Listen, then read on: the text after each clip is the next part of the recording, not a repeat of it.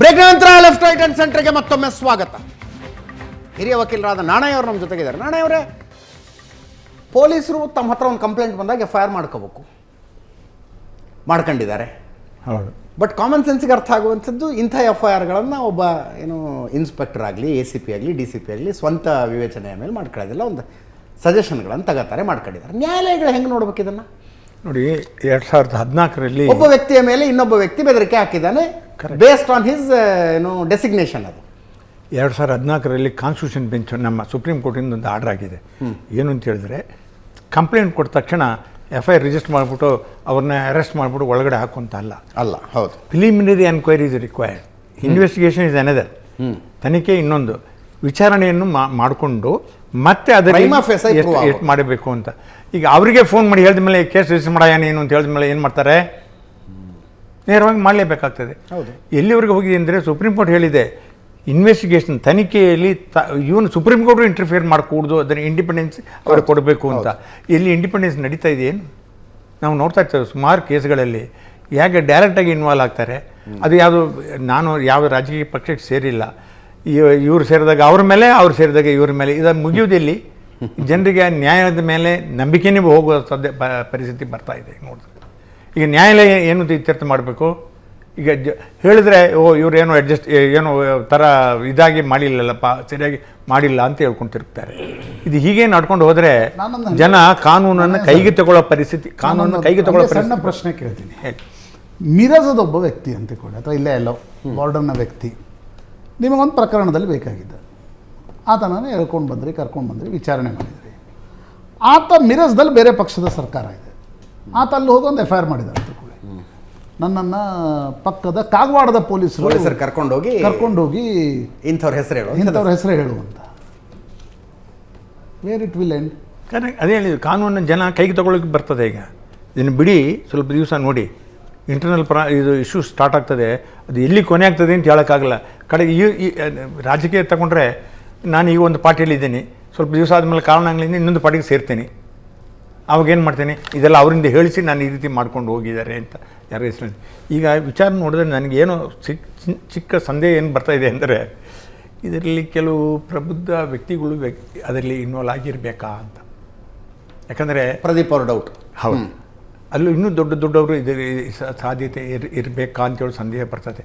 ಅದನ್ನು ತಡೆ ಹಿಡಿಯೋದಕ್ಕೆ ಏನಾದರೂ ಅವಕಾಶ ನೋಡೋಣ, ಈ ರೀತಿಯಾದ ಮಾಡಲಿಕ್ಕೆ ಆಂಟಿಸಿಪೇಟ್ ಮಾಡಿಕೊಂಡು ಪ್ರೊಟೆಕ್ಟ್ ಮಾಡ್ಕೊಳ್ಳೋಕ್ಕೋಸ್ಕರ ಅದನ್ನ ಮೊದಲೇ ಡಿಫೆನ್ಸಿವ್ ಆಗಿ ಇದನ್ನು ಸ್ಟಾರ್ಟ್ ಮಾಡಿದ್ದಾರೆ ಅಂತ ಅನಿಸ್ತಾ ಇರೋದು. ಅದರಲ್ಲಿ ಡೌಟ್ ಏನಿಲ್ಲ. ಅದರಲ್ಲಿ ಸಾಧ್ಯತೆ ಆ ರೀತಿ ಕಾಣ್ತಾ ಸರ್. ಇನ್ವೆಸ್ಟಿಗೇಷನ್ ನಿಮಗೂ ಗೊತ್ತು, ಕಳೆದ ನಿಮಗೂ ಒಂದು 30-40 ವರ್ಷ ಎಕ್ಸ್ಪೀರಿಯನ್ಸ್ ಇದೆ. ಈ ರಾಜ್ಯದಲ್ಲಿ ಎಂತೆಂಥ ಇನ್ವೆಸ್ಟಿಗೇಷನ್ ಯಾವ ರೀತಿ ನಡೆದಿದ್ದಾವೆ ಅಂತ. ಇನ್ವೆಸ್ಟಿಗೇಷನ್ ಆಫೀಸರ್ಸ್ಗೆ ಅಷ್ಟೊಂದು ಫ್ರೀಡಮ್ ಇಲ್ಲ ಅಂತಂದರೆ, ಯಾರು ಕರೆದು ಎನ್ಕ್ವೈರಿ ಮಾಡಿ ಯಾವ ಆ್ಯಂಗಲಲ್ಲಿದೆ ಈ ಕೇಸು ಅಂತ ನಾವು ತನಿಖೆ ಮಾಡೋಕ್ಕೆ ಅವಕಾಶನೇ ಕೊಡದೇ ಇದ್ದರೆ, ಅವರನ್ನೇ ನಾವು ಎದುರಿಸುವ ಪ್ರಯತ್ನವನ್ನು FIR ಹಾಕಿ ಅವ್ರನ್ನ ಎದುರಿಸಿ ಹೊರಗಡೆ ಕಳಿಸ್ತೀವಿ ಅಂತಂದರೆ ಯಾವ ಮಟ್ಟದ ತನಿಖೆ ಇದು? ಯಾವ SIT? ನಾವು ನೋಡಿರುವ ಸಿದ್ದರಾಮಯ್ಯನವರು ಅವರ ವರ್ತನೆಗೆ ಇದು ಸೂಟ್ ಆಗ್ತಿಲ್ಲ. ಕಳೆದ 2 ತಿಂಗಳು ಅನಿಸ್ತಾ ಇಲ್ಲ ಸರ್. ಏನಿದು, ಇದನ್ನು ಏನೋ ರಾಂಗ್ ಸಜೆಷನ್ ಅಥವಾ ಸಲಹೆ ಕೊಡುವಂಥವ್ರು ಯಾರೋ ತಪ್ಪು ಜನ ಅವ್ರ ಸುತ್ತ ಸೇರ್ಕೊಂಡಿದ್ದಾರೆ. 4 ತಿಂಗಳ ಹಿಂದೆ ತೆರಿಗೆಗೆ ಸಂಬಂಧಪಟ್ಟಂತೆ ಹೋರಾಟವನ್ನು ಮಾಡಿದಾಗ ನನಗೆ ನೆನಪಿದೆ, ನಾನು ತುಂಬ ಮೆಚ್ಕೊಂಡಿದ್ದೆ. ಹೌದು, ಯಡಿಯೂರಪ್ಪ ಜಂತರ್ ಮಂತರ್ನಲ್ಲಿ ಸಿದ್ದರಾಮಯ್ಯನವರ ಭಾಷಣ ಪ್ರತಿಭಟನೆ. ಹೌದು, ಯಡಿಯೂರಪ್ಪ ಮತ್ತು ಬೊಮ್ಮಾಯಿ ಅವರಿಗೆ ಸಾಧ್ಯ ಆಗದೇ ಇದ್ದದ್ದನ್ನು ಸಿದ್ದರಾಮಯ್ಯನವರು ಸಾಧ್ಯ ಮಾಡಿ ತೋರಿಸ್ತಾ ಇದ್ದಾರೆ.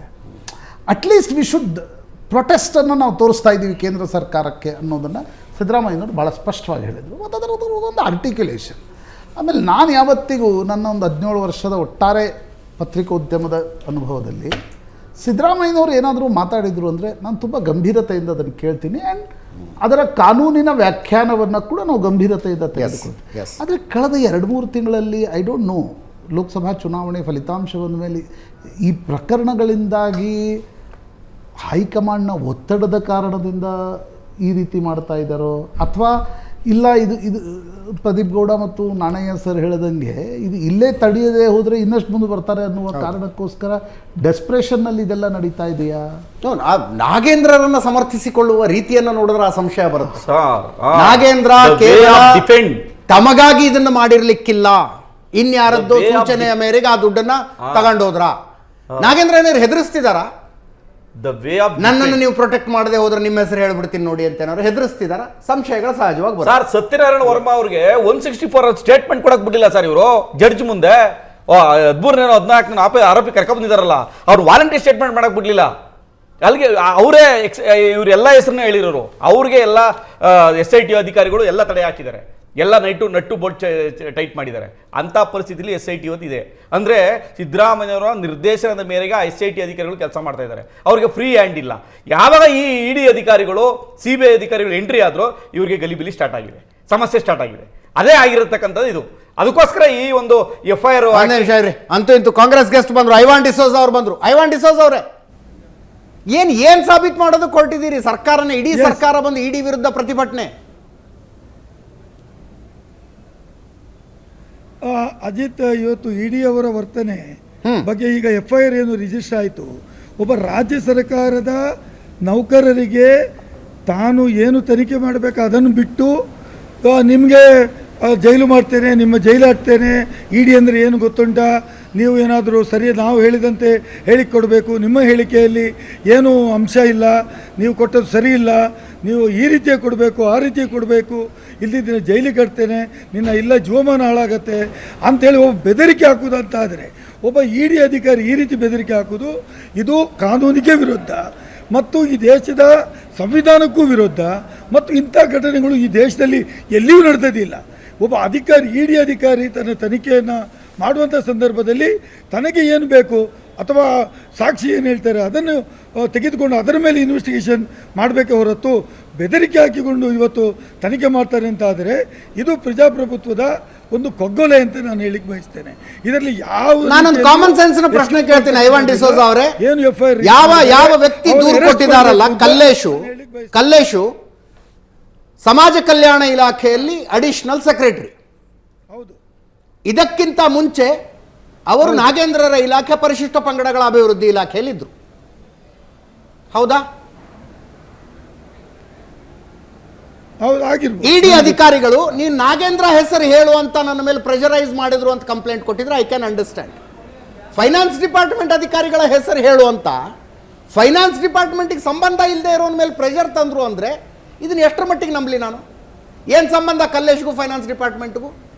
ಮುಖ್ಯಮಂತ್ರಿಗಳ ಅಡಿಯಲ್ಲಿ ಬರುವ ಇಲಾಖೆಗಳಿಗೂ ಕಲ್ಲೇಶ್ಗೂ ಏನು ಸಂಬಂಧ? ಅಲ್ಲಿ ಇರುವ ಅಕಸ್ಮಾತ್ ಕಲ್ಲೇಶ್ ಹಂಗೆ ಹೇಳಿದ್ರೆ ಕಲ್ಲೇಶಿನ ಎವಿಡೆನ್ಷಿಯಲ್ ವ್ಯಾಲ್ಯೂ ಏನು ಕಲ್ಲೇಶಿನ ಸ್ಟೇಟ್ಮೆಂಟ್ಗೆ? ಅಜಿತ್ ಒಂದು ವಿಚಾರ ನೀವು ನೆನಪಿಟ್ಕೊಳ್ಬೇಕು. ಆ ಅಧಿಕಾರಿಗಳು ಬೇಕಾಗಿರ್ತಕ್ಕಂಥದ್ದು ಅದು ನಾಗೇಂದ್ರ ಡಿಪಾರ್ಟ್ಮೆಂಟ್ ಕೇಳುವಲ್ಲ. ಅವರಿಗೆ ಒಟ್ಟಾರೆಯಾಗಿ CM ಹೆಸರು ಬೇಕು ಅಥವಾ ಅವರಿಗೆ ಬೇಕಾದ ಜನರ ಹೆಸರು ಬೇಕು. ಅವರ ಹೆಸರನ್ನ ಹೇಳಿದರೆ ಅದನ್ನು ರೆಕಾರ್ಡ್ ಮಾಡಿಕೊಂಡು ಅದರ ಮೇಲೆ FIR ಮಾಡಲಿಕ್ಕೆ ಅಥವಾ ಮುಂದೆ ಅವರಿಗೆ ನೋಟಿಸ್ ಕೊಟ್ಟು ತರಿಸಬೇಕು ಅಂತ ಹೇಳುವಂಥದ್ದು ಒಟ್ಟು ಉದ್ದೇಶ. ಮುಖ್ಯಮಂತ್ರಿಯ ಹೆಸರನ್ನು ಡ್ಯಾಮೇಜ್ ಮಾಡಬೇಕು, ಟಾರ್ನಿಷ್ ಮಾಡಬೇಕು, ಸರ್ಕಾರದ ಹೆಸರನ್ನ ಟಾರ್ನಿಷ್ ಮಾಡಬೇಕು, ಇದು ಉದ್ದೇಶ ಹೊರತು ಬೇರೆ ಉದ್ದೇಶ ಅಲ್ಲ. ಅವರಿಗೆ ಯಾವ ಡಿಪಾರ್ಟ್ಮೆಂಟ್ ಆದರೆ ಏನು, ಈ ದುಡ್ಡು ಟ್ರಾನ್ಸ್ಮಿಟ್ ಮಾಡಲಿಕ್ಕೆ ಇವರು ಹೇಳಿದ್ದಾರೆ ಅಂತ ನೀನು ಹೇಳಬೇಕು ಅಂತ ಒತ್ತಡ ಹಾಕಿದ್ದು. ಇದು ಬಹುಶಃ ಇಡೀ ಪ್ರಜಾಪ್ರಭುತ್ವದಲ್ಲಿ ಇಂಥ ಇನ್ವೆಸ್ಟಿಗೇಷನ್ ನಾನು ನೋಡಿಲ್ಲ. ಇದು ಒಂದು ಪಕ್ಷದ, ಒಂದು ಕೇಂದ್ರ ಸರ್ಕಾರದ ಒಂದು ಏಜೆನ್ಸಿಯಾಗಿ ಅದರ ಮೇಲೆ ನಂಬಿಕೆ ಕಳ್ಕೊಳ್ಳುವಂತಾಗಿದೆ. ಹಾಗಾಗಿ ಈ ಏಜೆನ್ಸಿಯಲ್ಲಿ ಯಾರು ಈ ಕೃತ್ಯ ಮಾಡಿದರೆ ಅವ್ರಿಗೆ ಅರೆಸ್ಟ್ ಮಾಡಬೇಕು ಅಂತ ನನ್ನ ಒತ್ತಾಯ ಒಬ್ಬ ಶಾಸಕನಾಗಿ. ಈಗ ನಮ್ಮ ಪ್ಯಾನಲ್ನಲ್ಲಿ ಕೂತ್ಕೊಂಡು JDS ವಕ್ತಾರ ಪ್ರದೀಪ್ ಅವರು ಹೇಳ್ತಾರಪ್ಪ, ಈ ಹಗರಣದಲ್ಲಿ ಮುಖ್ಯಮಂತ್ರಿಗಳ ಕೈವಾಡ ಇದೆ ಅಂತ. ED ಅವರು ಪ್ರದೀಪ್ ಅವರ ಸ್ಟೇಟ್ಮೆಂಟ್ ಆಧಾರದ ಮೇಲೆ ಮುಖ್ಯಮಂತ್ರಿಗಳಿಗೆ ನೋಟಿಸ್ ಕೊಡ್ತಾರಾ? ಏನು ಸಂಬಂಧ ಇದಕ್ಕೂ ನಿಮಗೂ ಅಂತ ಕೇಳ್ತಾರೆ. ಪ್ರದೀಪ್ ಅವ್ರಿಗೆ ಬರುವ ಪ್ರಶ್ನೆ ಅದು, ಏನು ಸಂಬಂಧ ನಿಮಗೂ ಇದಕ್ಕೂ ನಿಮಗೂ ಅಂತ. ಹಂಗೆ ಕಲ್ಲೇಶ್ ಅವರ ಸ್ಟೇಟ್ಮೆಂಟ್ಗೂ ಪ್ರಶ್ನೆ ಬರುತ್ತೆ ರೀ. ಸಿದ್ದರಾಮಯ್ಯನವರ ಪಾತ್ರ ಇದರಲ್ಲಿದೆ ಅಂತ ಕಲ್ಲೇಶ್ ಹೇಳಿದ್ರೆ ಏನ್ ಸಂಬಂಧ ನಿನಗೂ ಸಿದ್ದರಾಮಯ್ಯನವರ ಇಲಾಖೆಗೂ ನಿನಗೂ? ಆ ಒಟ್ಟಾರೆ ಪ್ರಾಸೆಸ್ ಸಿದ್ದರಾಮಯ್ಯನವರು ನಿರ್ವಹಿಸುವ ಹಣಕಾಸು ಇಲಾಖೆ ಹುಜೂರ್ ಖಜಾನೆ ನಂಬರ್ 2 ಇಂದ 94 ಕೋಟಿ ರೂಪಾಯಿ ಅಕ್ರಮ ಖಾತೆಗೆ ವರ್ಗಾವಣೆಯಾಗಿದ್ದಕ್ಕೂ ನಿನಗೂ ಏನ್ ಸಂಬಂಧ ಅನ್ನೋ ಪ್ರಶ್ನೆ ಬರುತ್ತಲ್ವಾ? ಅಜೀರ್, ಅದು ಸೆಕೆಂಡರಿ. ಅವರಿಗೆ ಅದು ಬೇಕಾಗಿಲ್ಲ. ಅವರಿಗೆ ಬೇಕಾಗಿರೋದು ಆ ದುಡ್ಡು ಕಳಿಸ್ಲಿಕ್ಕೆ ಸಿದ್ದರಾಮಯ್ಯನವರು ಅಂದರೆ ಫೈನಾನ್ಸ್ ಮಿನಿಸ್ಟರ್ ಅವರು ಫೈನಾನ್ಸ್ ಇಲಾಖೆಯಿಂದ ಮತ್ತು ನಾಲ್ಕು ಡೈರೆಕ್ಷನ್ ಕೊಟ್ಟು ನಾನು ಮಾಡಿದ್ದೇನೆ ಅಂತ ಹೇಳಿ ನಾನು ಹೇಳಿದೆ. ಫಸ್ಟಿಗೆ ಅವರ ಉದ್ದೇಶ ಇರುವಂಥದ್ದೇ ಸರ್ಕಾರದ ಇಮೇಜನ್ನು ಟಾರ್ನಿಷ್ ಮಾಡುವಂಥದ್ದು, ಡ್ಯಾಮೇಜ್ ಮಾಡುವಂಥದ್ದು, ಅದು ಬಿಟ್ಟು ಬೇರೆ ಏನಿಲ್ಲ. ಅವ್ರು ಏನು ಬೇಕಾದರೂ ಮತ್ತೆ ಆಗಲಿ. ಇ ಡಿ ಅಧಿಕಾರಿಗಳ ಕಥೆ ಏನು ಅಂದರೆ, ಅವರಿಗೆ ಒಂದು ಸಂದರ್ಭದಲ್ಲಿ ಏನು ಅವರಿಗೆ ಟಾರ್ಗೆಟ್ ಕೊಟ್ಟಿದ್ದಾರೆ, they wanted to achieve only the target.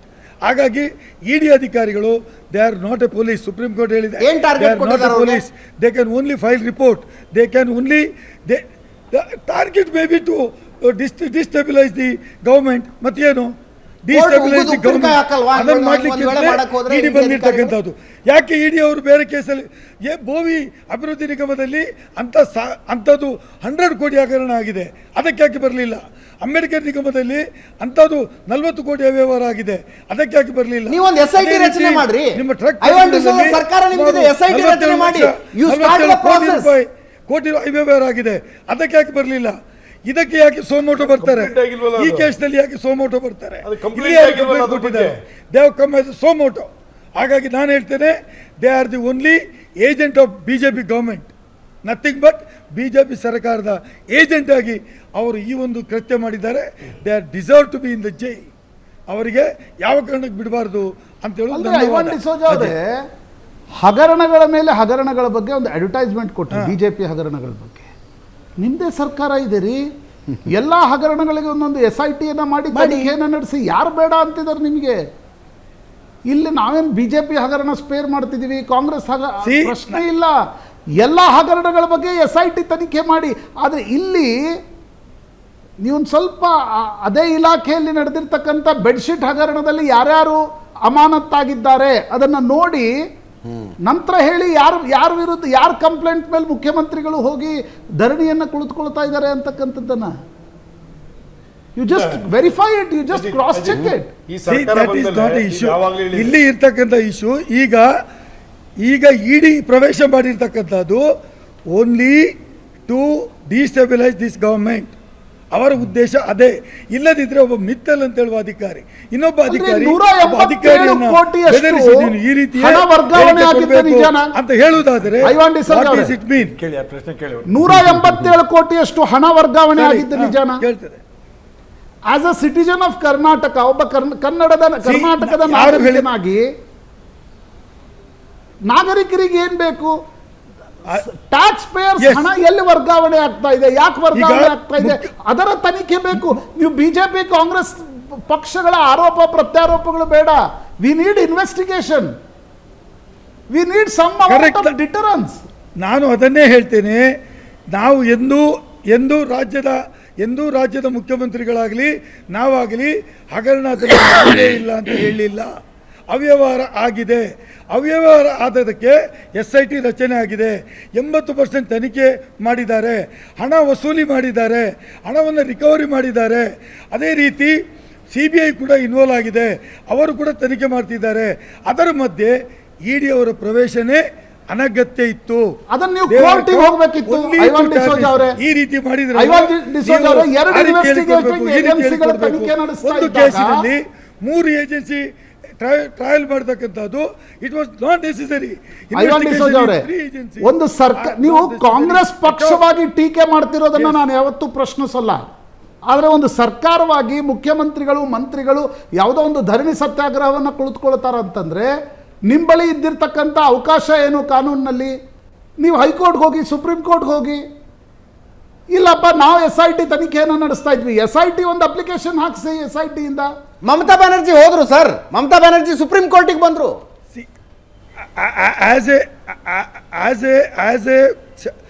A legislator it is my opinion that ಒಬ್ಬ ರಾಜ್ಯ ಸರ್ಕಾರದ ಎಂಪ್ಲಾಯಿಗೆ ಈ ರೀತಿ ಬೆದರಿಕೆ ಹಾಕಿ, ಈ ರೀತಿ ಅವನಿಗೆ ನೀನನ್ನು ಹಾಗೆ ಮಾಡ್ತೇನೆ, ಹೀಗೆ ಮಾಡ್ತೇನೆ, ಅವನ ಹೆಸರು ಹೇಳು, ಇವನ ಹೆಸರು ಹೇಳು ಅಂತ ಹೇಳುವುದಕ್ಕೆ ರಕ್ಷಣೆ ಕೊಡಬೇಕು. ಸರ್ಕಾರ ಅವನನ್ನು ಕೂಡಲೇ ಯಾರು ಮಾಡಿದಾರೋ ಅರೆಸ್ಟ್ ಮಾಡಬೇಕು. ಚೇಂಬರ್ ಹಾಕಬೇಕು. ಯಾವುದೋ ಒಂದು ಪೊಲೀಸ್ ಪ್ರಕರಣದಲ್ಲಿ ಒಬ್ಬನನ್ನು ಕರೆದು ವಿಚಾರಣೆಗೊಳಪಡಿಸ್ತಾರೆ ಪೊಲೀಸರು. ಅವ್ನು ಮತ್ತೊಂದು ಪೊಲೀಸ್ ಸ್ಟೇಷನ್ಗೆ ಹೋಗಿ FIR ದರ್ಜ್ ಮಾಡು ಅಂತಂದ್ರೆ ನೀವು ಹಾಕ್ಸ್ತೀರಾ FIR? ಆ ಸ್ಟೇಷನಿನ ಇನ್ಸ್ಪೆಕ್ಟರ್ ನನ್ನನ್ನು ಬೆದರಿಸಿದ್ರು ಅಂತ ಇನ್ನೊಂದು ಸ್ಟೇಷನ್ಗೆ ಕಂಪ್ಲೇಂಟ್ ಕೊಡ್ತಾರೆ. That is a investigating agency. You should approach the court. Investigation ಏಜೆನ್ಸಿಗೆ ಕೋರ್ಟ್ಗೆ ಅಪ್ರೋಚ್ ಮಾಡಲಿಕ್ಕೆ ಅವಕಾಶಗಳು ಎಲ್ಲಿದ್ದಾವೆ? ಅವನಿಗೆ ಅದೇ ಬೆದರಿಕೆ same ಹಾಕಿದ್ರೆ court ಮುಂದೆನೆ approach ನಿನ್ನ ಮಾಡ್ಬೇಕಲ್ಲ ಒಳಗೆ ಹಾಕ್ತಾನೆ, ಅವ್ರು. ನಿನ್ಗೆ Same ಜೈಲಿಗೆ ಕಳಿಸ್ತಾನೆ. court ಮುಂದೆನೆ ED ಯಾವ ಅಂದ್ರೆ ಏನು court ಗೊತ್ತುಂಟಾ ಬೆದರಿಕೆ ಇದೆ? ಅಂತ ಈ ಒಬ್ಬರು case ಹೇಳುವುದಾದ್ರೆ pending ಅದೇ court the first application option is ಹಾಕ್ಬೇಕಲ್ಲ. the first option before anybody, any servant of Karnataka state is to go to the police station and to lodge FIR. ಅಲ್ಲ ರೀ, ಐವಾನ್ ಡಿಸೋಜಾ ಸಿದ್ದರಾಮಯ್ಯನವರು ನೇರವಾಗಿ ಹೇಳಿದ್ದಾರೆ 187 ಕೋಟಿ ಅಲ್ಲ 97 ಕೋಟಿ ಅವ್ಯವಹಾರ ಆಗಿರುವಂತ ಸಿದ್ದರಾಮಯ್ಯನವರೇ 89 ಕೋಟಿ ಅವ್ಯವಹಾರ ಆಗಿರೋದು ಸಿದ್ದರಾಮಯ್ಯ ನೇರವಾಗಿ ವಿಧಾನಸಭೆಯಲ್ಲಿ ಹೇಳಿದ್ದಾರೆ ಪ್ರಶ್ನೆಗಳು ಕೇಳಿದಾಗ. ಅಲ್ಲ, ಇವತ್ತಿನ ಪ್ರತಿಭಟನೆಯಲ್ಲೂ ಉಪಮುಖ್ಯಮಂತ್ರಿಗಳು ಹೇಳಿದ್ರು ಇಲ್ಲಿ ಹಗರಣ ನಡೆದಿದೆ ಅನ್ನೋದನ್ನ ನಾವು ಒಪ್ಕೊಳ್ತೀವಿ. ಉಪಮುಖ್ಯಮಂತ್ರಿಗಳು ಹೇಳ್ತಾರೆ, ಎಲ್ಲರೂ ಹೇಳ್ತಾರೆ. ಆದ್ರೆ ಇದರಲ್ಲಿ ದದ್ದಲ್ ಇಲ್ಲ, ನಾಗೇಂದ್ರ ಇಲ್ಲ ಅಂತ ಇನ್ನೊಂದು ರೀತಿ ಡಿಫೈನ್ ಮಾಡ್ಕೊಳ್ತಾರೆ. ಡಿಫೈನ್ ಮಾಡ್ಕೊಂಡು ನೀವು ಅಲ್ಲಿಗೆ ಏನ್ ಲೆಕ್ಕ ಆಗುತ್ತಾರೆ? ಎಲ್ಲ ಒಂದ್ ಕಡೆ ನೀವು ಕಳ್ತನನ ಮತ್ತೆ ಕರಪ್ಷನ್ಸ್ ಇಂಡೈರೆಕ್ಟ್ ಒಂದ್ ರೀತಿ ಡಿಫೈನ್ ಮಾಡ್ಕೊಂಡಂಗೆ ಆಗ್ತದೆ. ಅಧಿಕಾರಿಗಳು ನಾಳೆ ಇನ್ವೆಸ್ಟಿಗೇಷನ್ ಆಫೀಸರ್ ಏನ್ ಮನಸ್ಸಿಗೆ ಬರುತ್ತೆ? ಸಿದ್ದರಾಮಯ್ಯನವರೇ ಈ ರಾಜ್ಯದ ಮುಖ್ಯಮಂತ್ರಿಗಳು ಹೇಳ್ಬಿಟ್ಟಿದ್ದಾರೆ, ನಾವು ಯಾವಾಗ ಹಗರಣ ಇದೆ ಅಂತ ಗೊತ್ತಾಗಿದೆ SIT ರಚನೆ ಮಾಡಿದ್ದು ನೀವಾ ನಾವು? ಇನ್ವೆಸ್ಟಿಗೇಷನ್ ಆಫೀಸರ್ ಏನಂತ ವಿಚಾರಣೆ ಮಾಡ್ತಾರೆ? ಹಣ ವಸೂಲು ಮಾಡಿದ್ದು ನಾವೇ, SIT ರಚನೆ ಮಾಡಿದ್ದು ನಾವೇ, ತನಿಖೆ ಮಾಡಿದ್ದು ನಾವೇ, ಸುಮ್ಮನೆ ಬಿಟ್ಟಿಲ್ಲ. ಎಲ್ಲ ಮಾಡಿದ್ದು SIT ರಚನೆ ಮಾಡಿದ್ದೇವೆ, ವಸೂಲು ಮಾಡಿದ್ದೇವೆ. ಹಣ ತಿಂದವರು ನಾವೇ ಅಂತ. ಅವರು SIT ರಚನೆ ಆಯ್ತು, ಅವರು ನಾಗೇಂದ್ರರಿಗೆ ನೋಟಿಸ್ ಕೊಟ್ಟು ವಿಚಾರಣೆಗೆ ಯಾರು- ಬಾ ಅಂತ ಯಾರಿಗೆ ಹೇಳೋದಕ್ಕೆ ತಂದಿದ್ದಾರೆ? 40 ದಿವಸ ಟೈಮ್ ತಗೊಂಡ್ರು. ಅವ್ರನ್ನ ವಸೂಲು ಮಾಡಿದ್ದಾರೆ. ಒಂದ್ ನಿಮಿಷ 40 ದಿವಸ ಟೈಮ್ ತಗೊಂಡ್ರು. ನನಗೆ ನನ್ನ ಬಾಯಲ್ಲಿ ಹೆಸರುಗಳನ್ನು ಹೇಳಿಸಬೇಡಿ. SIT ಯಾರ್ಯಾರ ಮನೆಯ ಮೇಲೆ ರೇಡ್ ಮಾಡಿ ಸರ್ಚ್ ಮಾಡೋದಕ್ಕೆ ಸರ್ಚ್ ವಾರಂಟ್ಗಳನ್ನು ತೆಗೆದುಕೊಂಡಿದೆ, ಅದು ಸರ್ಚ್ ಯಾಕೆ ಆಗ್ತಿಲ್ಲ ನನಗೆ ಹೇಳ್ಬಿಡಿ. ಹೇಳ, ನಾನು ಲಿಸ್ಟ್ ಹೇಳ. ಯಾರ್ಯಾರ ಮನೆಯ ಮೇಲೆ ರೇಡ್ ಮಾಡಿ ಸರ್ಚ್ ಮಾಡೋದಕ್ಕೆ ಕೋರ್ಟ್ನಿಂದ SIT ಸರ್ಚ್ ವಾರಂಟ್ಗಳನ್ನು ತಗೊಂಡಿಟ್ಕೊಂಡಿದೆ. ಅಜಿತ್ ಯಾರು ತೆಗಿತಾ ಇದ್ದಾರೆ SIT ನ? ಇನ್ವೆಸ್ಟಿಗೇಷನ್ ಏಜೆನ್ಸಿ ಅವರೇ ಉತ್ತರ ಕೊಡಬೇಕು, ನಾನು ಉತ್ತರ ಕೊಡೋದಲ್ಲ. It is not my question. ನನ್ನ ಆ ಪರಿಮಿತಿಗೆ ಬರೋದಿಲ್ಲ. ನೀವು ಅವ್ರು ಯಾಕೆ ಸರ್ಚ್ ವಾರೆಂಟ್ ತಗೊಂಡ್ರು, ಸರ್ಚ್ ವಾರೆಂಟ್ ತಗೊಂಡು ಯಾಕೆ ಸರ್ಚ್ ಮಾಡಲಿಲ್ಲ, ಅದು ನೀವು ನನ್ನ ಹತ್ರ ಕೇಳುವುದಲ್ಲ. ಆದರೆ ಒಂದು ಇನ್ವೆಸ್ಟಿಗೇಷನ್ ಏಜೆನ್ಸಿ ಒಬ್ಬ ಸರ್ವೆಂಟ್ ಮೇಲೆ, ಸ್ಟೇಟ್ ಗವರ್ಮೆಂಟ್ ಸರ್ವೆಂಟ್ ಮೇಲೆ ಈ ರೀತಿಯ ದಬ್ಬಾಳಿಕೆ ಮಾಡಿದಾಗ ಸುಮ್ಮನೆ ಬಿಡಬೇಕಿತ್ತ? ಯಾರ ಮೇಲೆ ದಬ್ಬಾಳಿಕೆ ಮಾಡಿದ್ರು ಅಂತ 8:15 ಲೈವ್ ನಲ್ಲಿ ಹೇಳ್ತೀನಿ ನಾನು. 8:15 ಲೈವ್ ನಲ್ಲಿ ಹೇಳ್ತೀನಿ ಯಾರ ಮೇಲೆ ದಬ್ಬಾಳಿಕೆ ಮಾಡಿದ್ರು ಅಂತ ಹೇಳ್ತೀನಿ. ಒಂದು ಸಣ್ಣ ಬ್ರೇಕ್ ಮುಗಿಸ್ಕೊಂಡು ವಾಪಸ್ ಬರ್ತೀನಿ.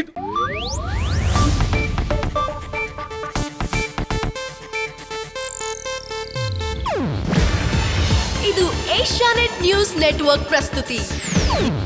ನೀವು ನೋಡ್ತಿದ್ದೀರಾ ಏಷ್ಯಾನೆಟ್ ಸುವರ್ಣ ನ್ಯೂಸ್.